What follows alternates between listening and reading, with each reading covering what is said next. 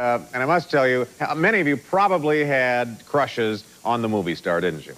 Well, here she is today, the lovely Tina Louise.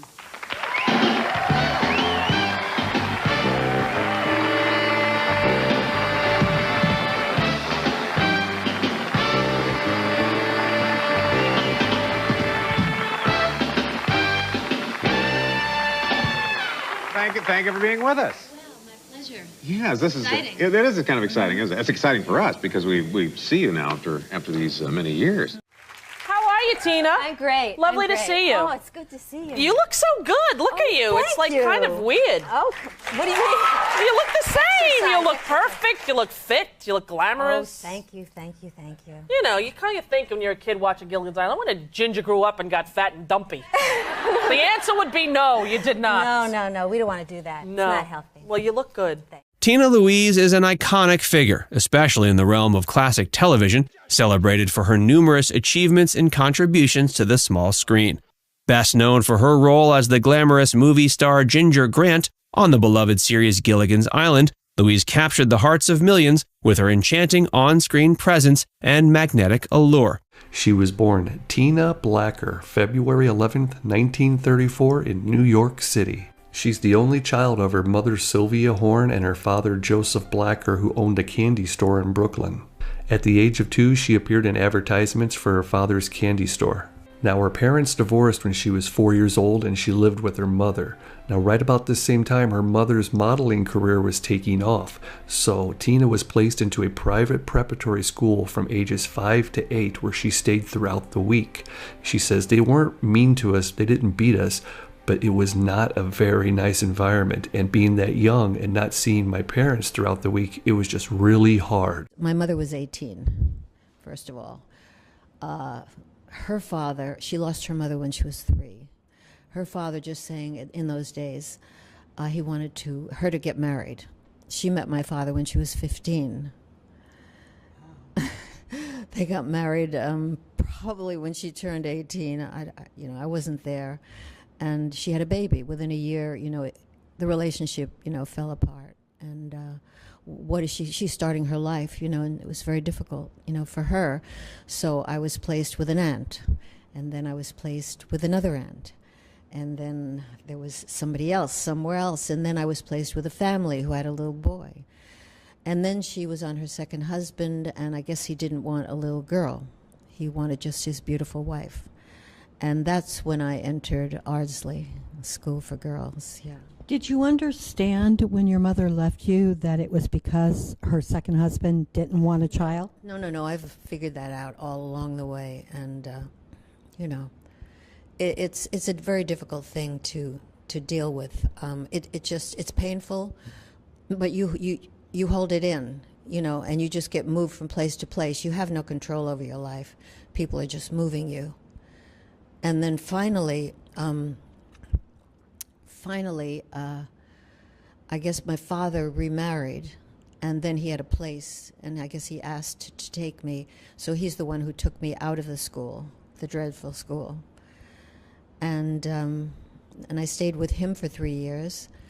And it was my first family, with one family member. And I thought I was going to be there forever.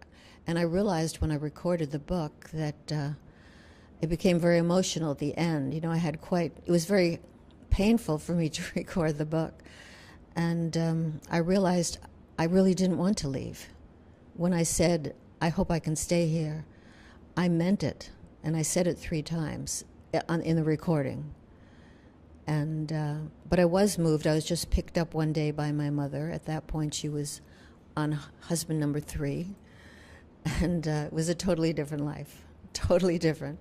It was like a tree grows in Brooklyn and then Eloise at the Plaza. There wasn't much communication, was there, with your parents? You saw them on Sunday, and that was the... Well, on occasion, but I don't remember seeing them very often there. It was sort of like I was on my own. Mm-hmm. It was a very unusual childhood, so I created sort of a diary of my movement, because I would live with strangers, and then I would live with a cousin, and then I was in the boarding school, and then I lived, when the book ends, I lived with my dad for a couple of years. And then I lived with my mother for a couple of years, and then I went to another boarding school for high school, which I rather enjoyed. You know, I can't say I didn't enjoy the trip. I mean, it was, but there is still, I think, a deep loneliness. I think children sort of need to be loved by at least one person consistently. Your mother remarried. She married a wealthy doctor, and you became quite a debutante and a socialite there. Were you the Paris Hilton of the time? Not at all. Not really, no, because at the same time I did that, I had been doing, my first summer stock was with Lucille Ortel in Westport, Connecticut. And there I was spotted by some producers who were doing a review. And so I was on Broadway in the chorus. And I made my debut. The millionaire chorus girl, I they was called in the you. chorus, yes. Yeah. So, you know, and I was the only one who, when she walked out on stage, you know, took this tremendous bow and really enjoyed it, because I was 18 and I was, you know, in a show. And I knew how to handle myself, and I had a good time. As I say, I came out, and then I went in again. You know, so it was a momentary thing for me. I wasn't into the society thing really at all. How did you get Tina Louise? Oh, my drama teacher in high school. I didn't have a middle name when I graduated, and I said, Mr. Somm, I'm the only one who doesn't have a middle name, and he said, well, you'll be Tina Louise. And that's how. And then when I went into show business, I said, well, that's it. You know, I don't know how it's going to work out, but I'm going to be just, you know, Tina Louise. I thought I'll try that. The book is a very touching book, very sort of sad book about your childhood. It is. Yes, it is. You grew up and you went to a boarding school. Well, I grew up and I just walked in one door and out the other, and I just kept moving, and then I ended up in this boarding school, and I just thought it was a very interesting slice of my life, to say the least. And when I started working with the children, volunteering in the public school system, they just really inspired me to find a publisher, you know, for it. Your mom was very young when she had you. She was a teenager, and it's given me an opportunity to, you know, speak out about all these really serious issues of teenagers having kids. Right. Because it doesn't feel good. You know, it just really doesn't feel good. I mean, a teenager should stay in school, study, grow up, have a life, and when they're mature and financially responsible, decide whether or not they want to have a child. But, you know, children really need great attention and great love, and so I hope that, you know, this will help in some small way.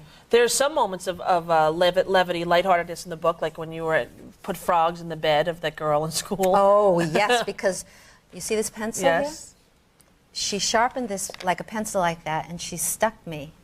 Oh, look at that. You still And have a I little still thing. have Look, it. can we get a close-up of the little lead They took me mark? to the Look. infirmary, and they never really could get it out, you know? Yeah, you know what? I should circle it. Give me that.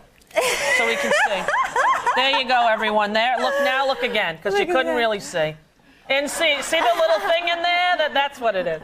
But it looks. But you know, the thing is, if I saw her today, I'd give her a big hug, because, like, we didn't want to be there. What were we doing there? So you took We frogs. were babies away from our mommies and daddies. Yeah. You were young too. You were like 8.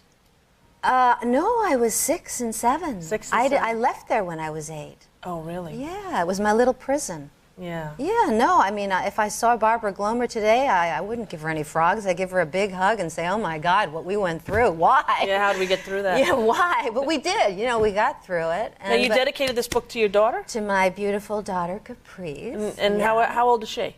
Well, I keep her at 20, Rosie. Oh, really? Yeah. Okay, that's good enough for me. She's a grown-up. She's great. Yeah, she's great. She's starting her own record company. Oh, no kidding. And she works in the business. Now, did you think you growing up the way you did affect how you raised her? I just had the best time with her. You know, I was a grown-up. I think a child should be a rebirth. Right. You know, and I read to her every night, and I sang to her and talked to her, and I wouldn't leave her out of my sight. I just had the best time with her. One day, I remember when she was about 6 or 7, we were, you know, I was driving her to school, and she said, Mommy, are you going to drive me to college too? You know, she'd heard about college. I said, honey, if you want me to, I will. Right. And did you? No. You didn't? Not necessary. She went to NYU. Yeah. And She didn't need a ride. no. No, last time you were here, She said, "Mommy, stay home." I'll bet. We were in California at the time, and I said, "Well, now it's my chance to move back to New York." And oh no, Mom, it won't be like going away from home. You know, if You're there. if you're there. Right. So 6 months later, she said, "Mom, I'm not getting on the plane if you don't come to New York." Oh. She experienced being on her own. And so. did you go? Yeah, then I came here and I moved here, and actually we live a block apart. That's very sweet. In general, I really look to the light. I live in the present, and I have a good life. You know, every part of my life is good, and you know, I have a daughter. So I have 3 children now. I have my daughter and Kingston and Clementine, 2 beautiful little 6-year-olds. And every time, you know, when you have a child, it's a rebirth. When you have a grandchild, it's amazing. It's just so amazing. Eventually, her mother remarried, this time to a doctor, and Tina no longer had to go to that school. Tina went on to attend Scarborough High School in Westchester, where her interest in singing and dancing led her to join the drama club. By the time she was a senior, she was starring in all of the plays and becoming very popular at school. Now, when she was 17, a lot of things started to happen. She was performing at the neighborhood playhouse in Manhattan. She also got accepted into the Actors Studio in New York, and she was voted New York Society's #1 debutante. In 1952, she appears on Broadway for the first time in the Bette Davis musical revue, Two's Company, and from there she appears in Broadway productions year after year until 1957 when she appears in Little Abner. And sharing the dressing room with her and making her Broadway debut was Julie Newmar, who went on to play Catwoman on the Batman series. The Little Abner production went on to be critically acclaimed and a box office success, which brought her to the attention of Hollywood, and Tina was signed for her first feature film, God's Little Acre, in 1958. The movie was entered into the Venice Film Festival, and Tina won a Golden Globe for New Star of the Year. Street Valley. What about me, Pa? I want to go, too. I don't want to hang around here everlastingly waiting for something to happen. Can't wait to see Will again, can you? What'd I just get through telling you, Bud? She goes to see Will Thompson over my dead body. And Tina says she realized it was time to develop and deepen my knowledge of the craft. I went and studied under Lee Strasberg. He had the most dynamic effect on me. He influenced my life like no other man ever has. At this point, she got to appear in a few television shows such as The Phil Silvers Show, but she focused mainly on the movies, and in 1959 she appeared in the movie The Trap, starring Richard Widmark and Lee Cobb. And the same year she was in the movie The Hangman with Robert Taylor, Fess Parker, and Jack Lord. She was also in Day of the Outlaw with Robert Ryan and Burl Ives.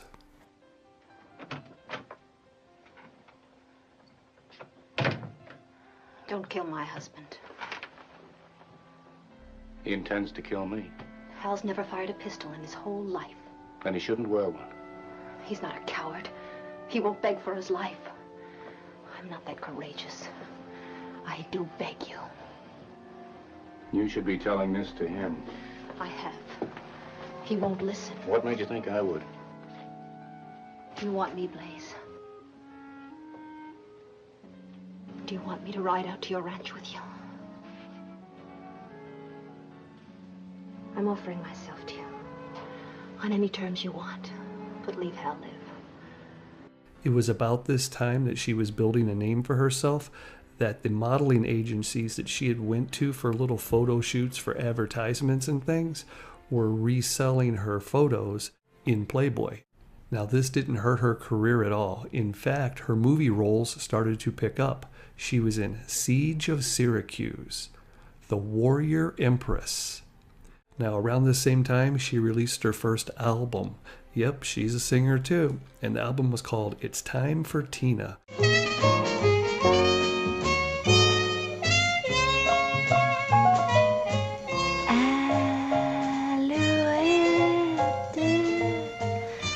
Gentille alouette, alouette,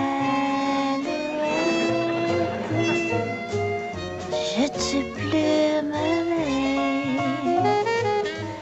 je te plumerai la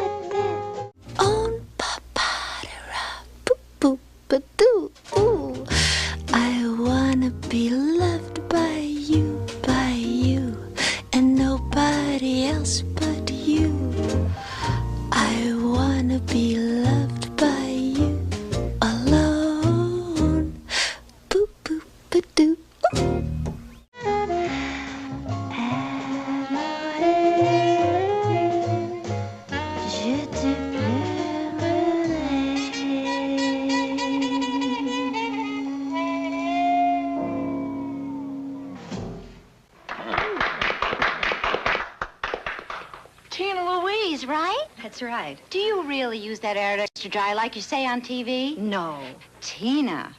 Now I use new improved Arid Extra Dry. New? Improved? You mean they made Arid better? Much. This new improved aluminum chlorohydrate formula not only helps stop embarrassing wetness, sprays on dryer, too. That is drier. That's the improvement.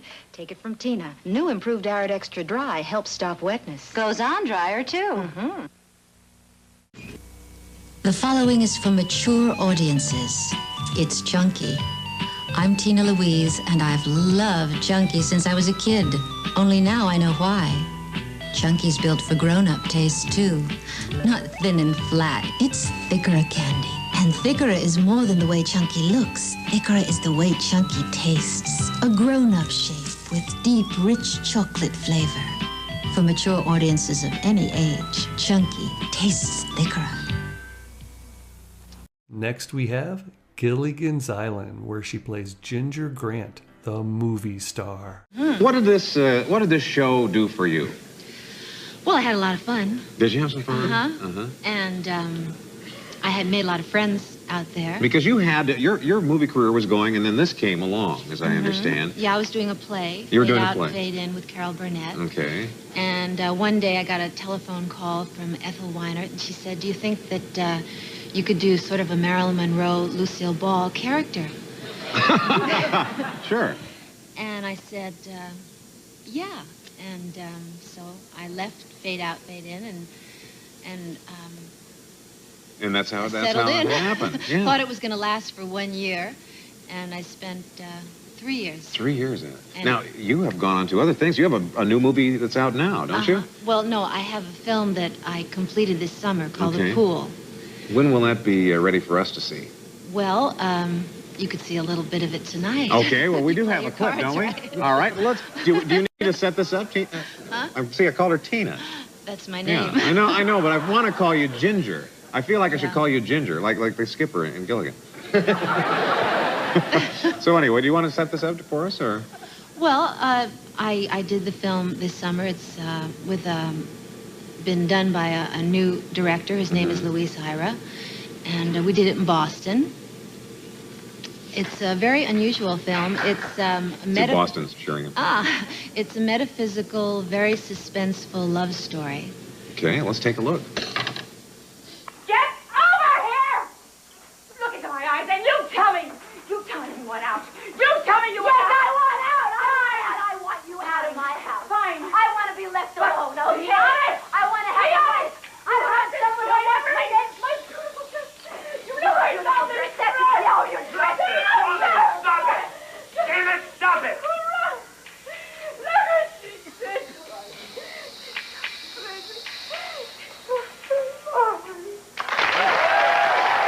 Much different. See, that's much different than we're used to seeing you. You don't really see the love story part in that scene. No, you tell us a love story, but that wasn't a lot of love going back and forth. No, but it's a story that goes backwards and forwards in time, and there's a young girl who plays my part at 16. And there's a little boy who plays the leading man's part. So it's quite interesting. Ooh. I'm very excited about it. Well, good luck with that. Could you, before we take a break here, could you give us a little bit of Ginger? Do you remember any of the... Oh, yeah. Okay. Let me see. There was one time that the skipper said to me, Ginger, I've got a problem. I've got a real problem. You're a girl, aren't you? And Ginger said, well, if you don't understand that, Skipper, then you really do have a problem.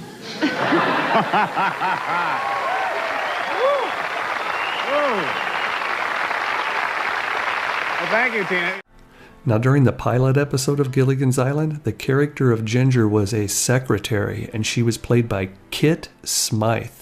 But once it got picked up to be a weekly series, they reworked the character and created her as a movie star, and they envisioned a Marilyn Monroe type. So they asked Jane Mansfield to play the role, and she turned it down. Then in steps Tina Louise, and the rest is history. Early on in your life, you were a chorus girl, you were a model. You were a debutante. And in the latter part of your life, you spent a lot of time trying to live that down to do more serious things, didn't you? Well, you know, I always did serious things along the way. They just, you know, weren't paid that much attention to it. My first film was God's Little Acre. It was in the Venice Film Festival. So that it was just something about that one part that just struck people, and they enjoy the fantasy, I guess. Do you think it might have been your great beauty? I think it was a combination of things, the way I chose to play it. You know, I was asked actually to play it that way. I was asked, can I play a Marilyn Monroe, Lucille Ball type of character? And I thought it would work. When I got there, the director, strangely enough, tried to make it more of an Eve Arden type of a part. And I didn't think it would work that way. And it proved to be right, me. Tina Louise was co-starring in a Broadway musical at the time. It's from Hollywood, the island thing, and it's everything we asked for. Somebody out there definitely wants you. But it's still a TV show. You can always come back to the theater and movies. There's plenty of time for that. Listen to your agent, Tina. This is the kind of thing that can make you a household name. Your own series. I'm definitely the star. It's about an actress who gets stranded in the middle of the Pacific with, I don't know, some other people, nobody important. You play the actress. Sexy, glamorous. But here I'm starring on Broadway with Carol Burnett. The difference is that in this show, everybody else is starring with you.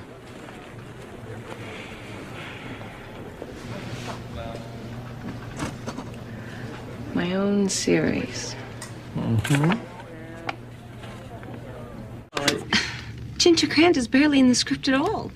And she doesn't get any of the laughs. Sherwood? Well, keep in mind there are 7 of you on the island. Yes, but I was told this was my island. My show. I'm the star. I have to call my agent. If I'm going to be just another castaway, I'm going to make sure all eyes are on me. Can't we lower these necklines a little more? You can try, sweetheart, but it'll never get past network censors. They want glamour. This is glamour. Maybe so, but I don't think television's ready for those yet. Oh, you look great, Tina. Oh, lose the bangs, huh? Excuse me? Ginger wears bangs. Find something else. Well, it's not like anyone would really ever confuse the two of us. Just lose them, okay? Thanks. We were finally a group, the 7 of us, and we all gathered for our first official publicity shots. We took some of them around the lake and the Hollywood Hills. And if you look closely at those photos, you can see the pine trees in the background. Beautiful, beautiful, wonderful movie star. I mean, I was, you know, pretty brand new, and I remember her in God's Little Acre with Rock Hudson with no question. I mean, she was a voluptuous, gorgeous woman. And I think I might have seen her on Broadway in Little Abner, because I'd gone with my dad to New York to see that. And I learned a lot from Tina. I learned a lot about camera angles and about makeup. I learned a lot from Tina. Tina knew. She knew what would make her look beautiful and what angles were good on her. And we had a little problem sometimes because she always wanted to be shot from the left, always from the left side. But she's beautiful from both sides, so it's kind of silly. Look, I can't do what you're asking. It's not my good side. I need to enter from camera right. Tina, everything's set up. The lights, the camera's going to take us a week to relight. I mean, please, come on. We've talked about this. I only want my left side on screen. Look, just... Please, do it this way. I promise you'll look great. Run it once for me, please. Please. Thank you. And rehearsal's up, everybody! And... action! Run, everybody! The headhunters are coming! The headhunters are coming! This way!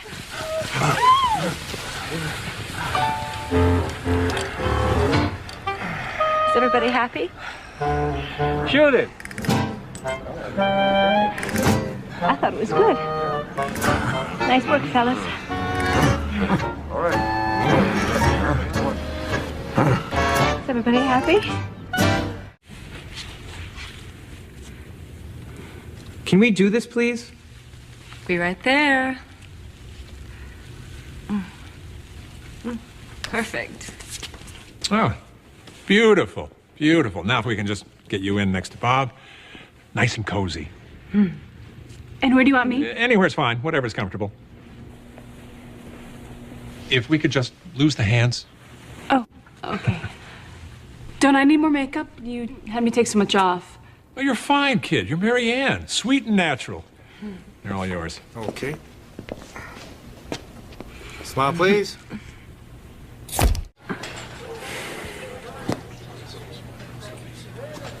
I'm sorry, Don. If I had any idea what they were doing.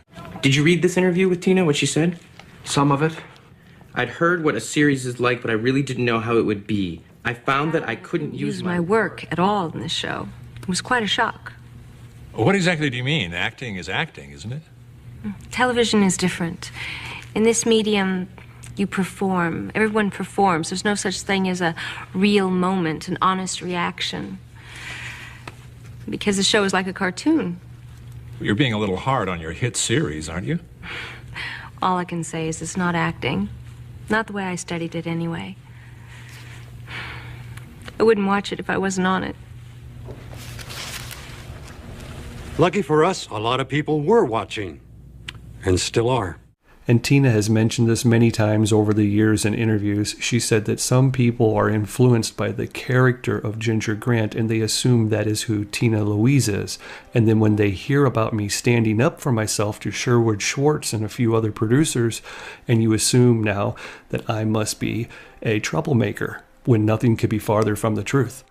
And you say you learned a lot from her, but I understand you taught her how to cook a Thanksgiving dinner. Oh, that's cute. That's really cute. Tina didn't cook, and when she married Les Crane, she said my mother was a phenomenal cook, and she said, would you teach me how to do a Thanksgiving dinner? So she came to us a couple weeks before Thanksgiving. We shopped. My mother and I shopped. We chopped. We did everything. She sat in a stool and took notes, but we did the whole Thanksgiving dinner for her, and I often wondered, did she ever use it? And when Caprice her daughter was about 12, we had done a ABC morning show or something, and Caprice said to me, you know, Mama tells that story every year about how you taught her Thanksgiving. And when I did my cookbook with my mom, I called Tina for a recipe, and she gave me my Thanksgiving recipe, which I thought was cute. Ginger, see, it happened again. I'm sorry. You played Ginger, who, of course, was the movie star. Mm-hmm. I don't know how she had that dress look so good after being marooned on an island. It still looks good. It still looks good. And so do you. You look wonderful. Oh, thanks. So you said that Ginger was the ultimate flirt. What did you mean by that? Well, you know, I flirted with everything from an astronaut to a robot. And you know something? I was thinking about it. I never kissed anyone. Never in all those years? I never kissed anyone. It was just flirting. Flirting. No, I was just touching everybody on the shoulder and just, did it all with the eyes and the face. And it was so much fun. And like everybody says, we were a family. We weren't the conventional family, not the mother and the father, but, we were a family. And we had a lot of fun. And we loved each other. And when we had problems, we solved them just like everybody else out there. And I think that's what people identified with. You like it or not, everybody says that's Tina Louise, that's Ginger, that's the show we loved. It's become an icon in American culture. Is that good or bad for you? Oh, I'm very grateful, especially working in the public school system, as I have been for the last 11 years, and having this, book being published this year, which is, very meaningful to me, because I have so many friends, and I'm grateful. And this is, my book is a family book, and Gilligan's Island is a family show, and I guess I have friends all over in many countries from it, and I think I appreciate it, at this moment, probably more than ever. Did you model Ginger after somebody, after Marilyn Monroe? That's what people Well, think, I was maybe. asked, really, to, I was in Fade Out, Fade In with Carol Burnett on Broadway, Yes. and Ethel Weinert was the casting director from CBS, and she said, well, we're doing this new show, and it's going to be on Saturday at 8:30. Do you think, you could play a Marilyn Monroe, Lucille Ball type of character? Because you played an actress, Ginger. back. Because we have already shot the pilot. They're not satisfied with the person, and do you think you could do that? And I said, yes, might be a lot of fun. It sounded kind of fun. And a friend of mine said he thought it would only last 6 months. And I had been working with Lee Strasberg at the Actors Studio, and it wasn't what I had in mind at the time, but obviously it's become a monument. It has. Did you at the time have any idea that No. this is going to really catch No, on? I had a and lot of people are gonna look? fun. You know, as long as I was playing it the way I wanted to play it, I had a lot of fun with it. I enjoyed my character, and I loved flirting with Gilligan and everybody else that I flirted with. You know, I had a lot of fun. What was it like working with Bob Denver Wonderful, and because he Alan was Hale? so shy. His character was the way he played it, so shy and Yeah. fun and sweet, and I just really enjoyed very much, you know, working with him. There have been several reunions, and it's been conspicuous. You have been conspicuous by your absence at the Gilligan's Island. What's that about? Well, you know, because immediately right after, I'm trying to think. I went. Well, first of all, I gave birth to my child. You know, and that's a pretty good reason to be busy, I think. I mean, I was busy and overwhelmed with the joy of, you know, my baby. You know, my wonderful, healthy. So it wasn't any feeling that you'd like to put that kind of behind you? No, I really wanted to spend time with my child, and then when I did go back to work, I really wanted to get back to what I was preparing to do, because I'd been studying with Lee. I'd taken off a year from working, and I became a member. They asked me to try out. I didn't even want to do that. I just wanted to study with him. But Paula, his wife, insisted. So then I became a member, you know, and I just wanted to live up to the expectation. You know, I wanted to get back to my dramatic work, and I did. You know, I immediately started doing movies of the week and film, and, you know, The Stepford Wives, I think, was around that time.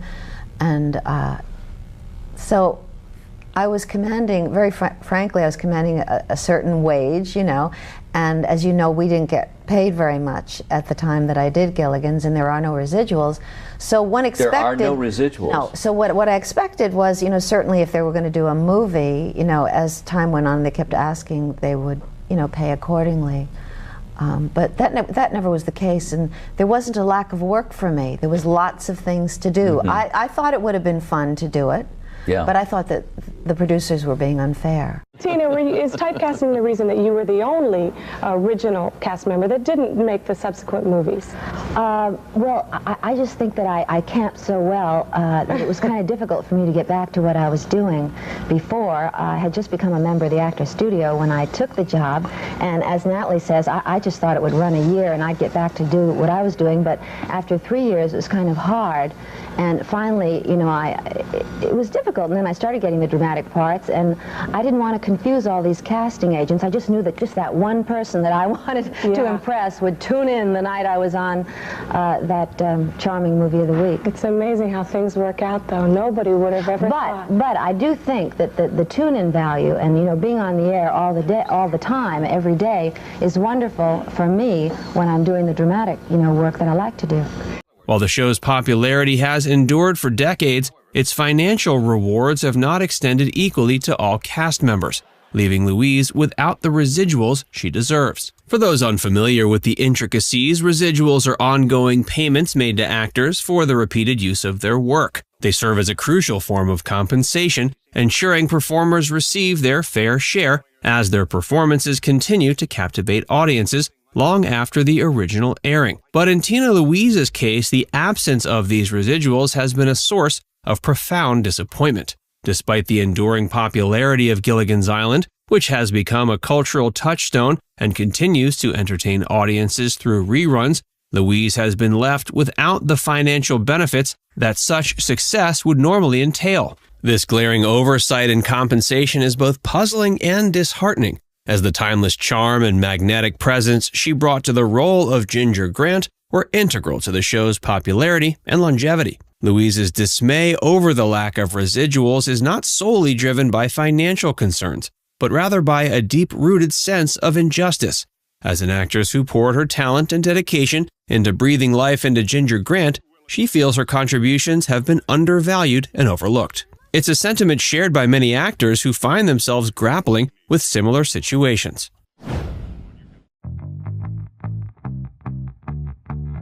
I see it all now. It was never really me. All the time it was her. Marianne, we're all here. you like what I prepared? What is it? Yes, what is it, Marianne? Something simple. Fish pie. Oh, there you are, Professor. Ginger. Oh, Professor, you're a genius. I do have a rather high IQ. Well, this whole rescue plan was your idea. Necessity is the mother of invention. Hamlet, I have so much more to offer. But hark! Methinks me hear the heavy footsteps of my father, Polonius. Washoe, kid, get me some water. Water? Sure, I bring you water. You want a water. I don't have a dress to my name. What's that you're wearing? This is a dress that I share with my 4 sisters. Only one of us can leave the house at a time, and you want water. She goes on to say that she really enjoyed playing Ginger and being on the show, and that her and all the cast got along just fine. It was after this, when Sherwood wanted everybody to come back for the TV movie and she refused to work with him, that sort of things kind of developed into this. She's hard to deal with. When in reality, it was her not wanting to work with someone who's treated so many people unfairly, and not just from this show only. She said that she understood why the other cast members appeared in the movie, and that she had no problem appearing with them over the years in various Gilligan's Island themed events, but mainly if they were based for the fans or by the fans, not Sherwood Schwartz trying to reignite interest so that he can charge more for his Gilligan's Island syndication reruns. How do I look? Ginger, believe me, you look like the Venus de Milo with arms. Although the series stopped production 25 years ago, Tina still gets fan mail about the show. People like fantasy. People always think about falling in love on a desert island. I myself know that you can fall in love in New York City. Tina, who has a grown daughter, now lives in New York City and has continued her acting career. In the new movie Johnny Suede, she plays a hip record producer who teases rock star wannabe Brad Pitt. There's only one thing I ask in return, is that you let me try on one of those beautiful shoes. I'm naughty, but nice. I sort of toy with him. Tina has also recently become something of an entrepreneur, starting her own healthcare company called TLC. No, I think this one will do just fine. She's developed a line of parasols to protect people from the sun. Sort of like the kind that they carried in the 18th century, but it's a modernized version. It's more petite with a long handle, and it's in an animal print, which is sort of racy and fun. The fair-skinned redhead knows from experience the importance of staying out of the sun. They used to call me Freckles as a kid, and I got sun poisoning once when I went out in the sun when I was 18. So, I mean, I knew the sun and I were not going to be friends. Tina says looking her best helps her maintain a positive attitude.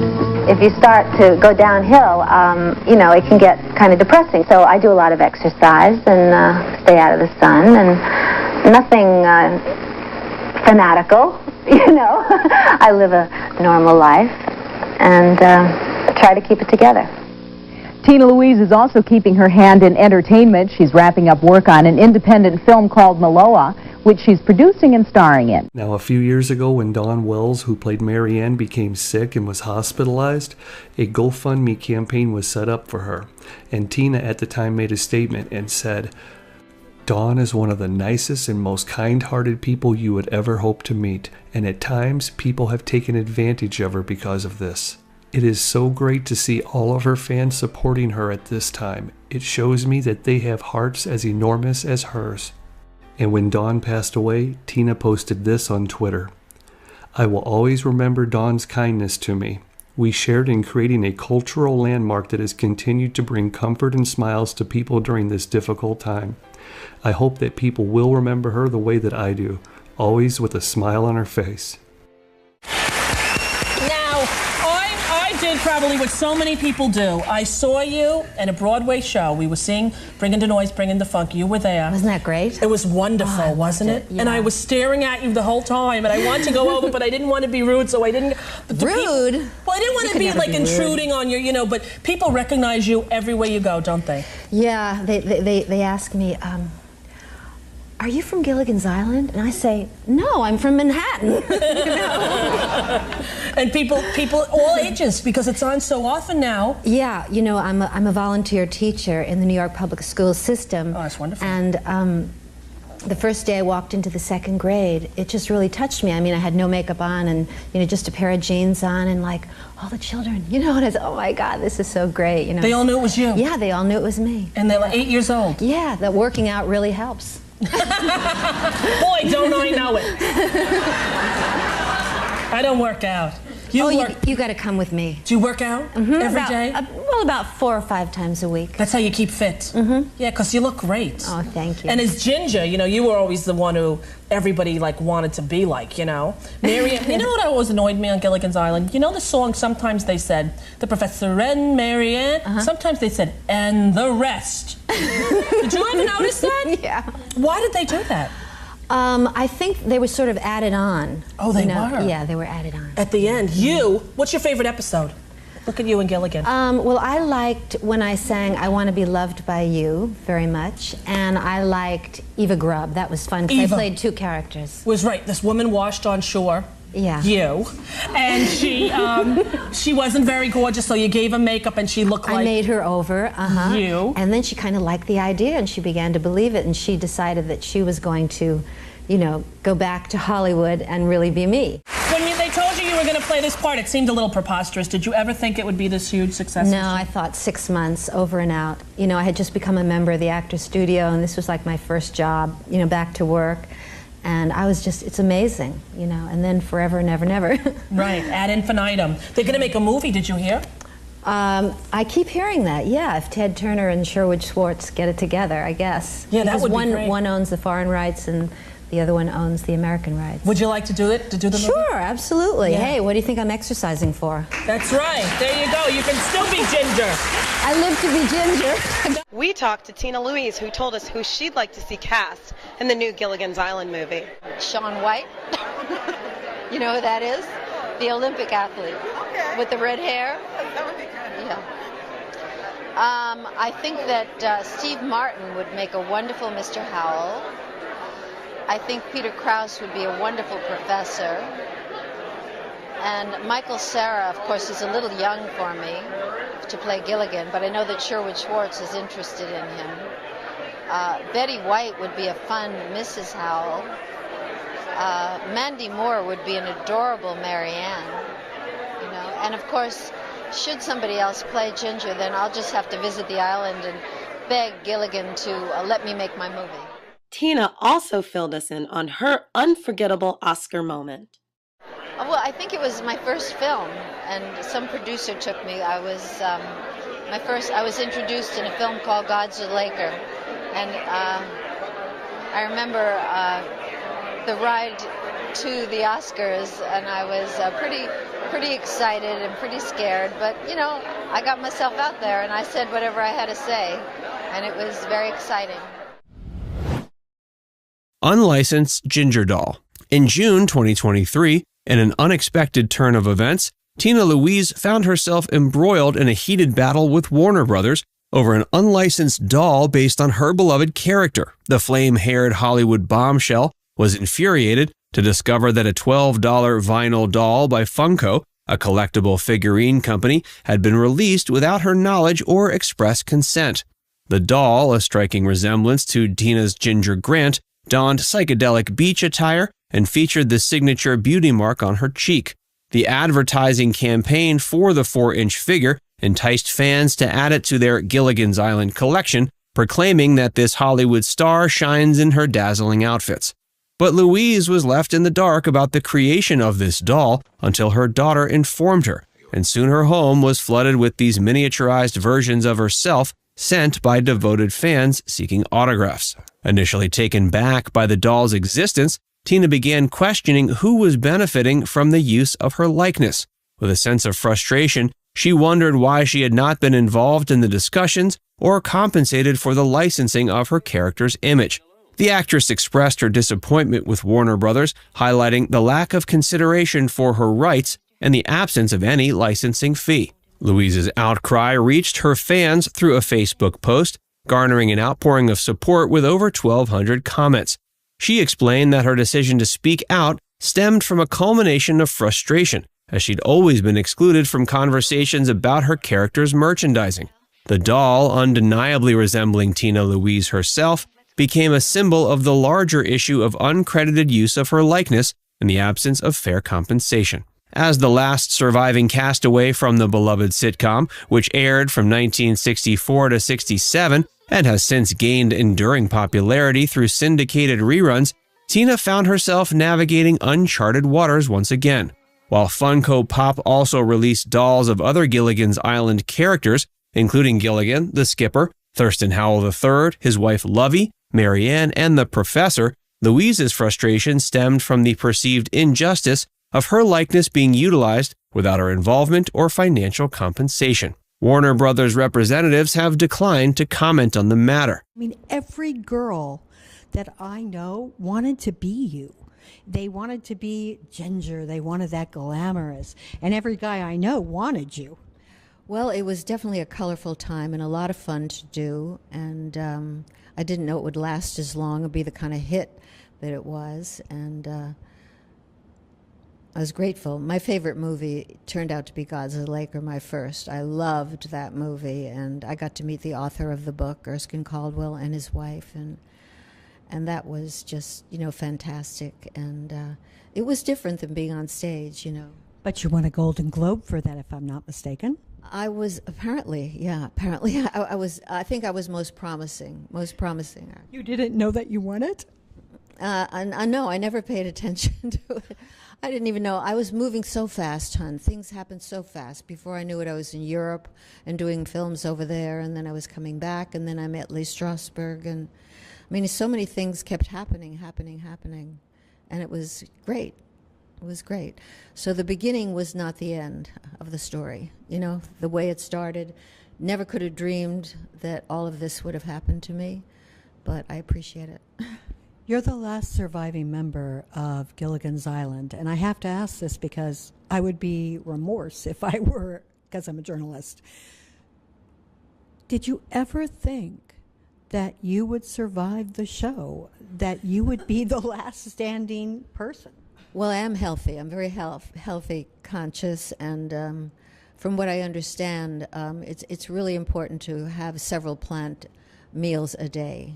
If you really want to be healthy, and I'm into that, and I do my own cooking. I'm not an order-in person, and I do my exercise. And I got into walking a lot when I found out that I had an app on my phone that could tell me how much I walked. So now I minimum I walk a mile every day, and some days 2 miles, and then when I go to the school, usually it's 3 miles because it's further uptown, and it's all good. Is there anything that I haven't asked you that you would like? I think I've told you more than I've told most people. But you get to have the last word. I think the last word is just live one day at a time and live in the present. I love that. What have you learned about life? What have you learned, Tina? I think the most important thing is to serve somebody else, to serve somebody else's needs. And that's why working with the children means so much to me. But I really think that this is something that really should be taught. I've addressed some teenagers, young people that want to be in the theater, in the movies, etc. And I've said, you must concern yourself with somebody else. You must find some other group of people to help. You can't just think about who you want to become. I think service is really the most important thing. Rick Warren wrote a book, A Purpose-Driven Life, and he says, it's not about you. It's really about the other guy. Mm-hmm. How can you help the other guy? And there's just a multitude of ways in the course of a day that you could help somebody else. I think people have aches and pains and so many things wrong, and I think so many aches and pains would go away if they were really serving somebody else's needs. And I think that's the most important thing. Tina, as you look back, do you have any regrets about anything? Something you'd like to have done differently? I have no regrets. No, I think I've been very fortunate. I've been very, very fortunate. Well, you've had a great life and many good years to come. Having a great life. Indeed you are.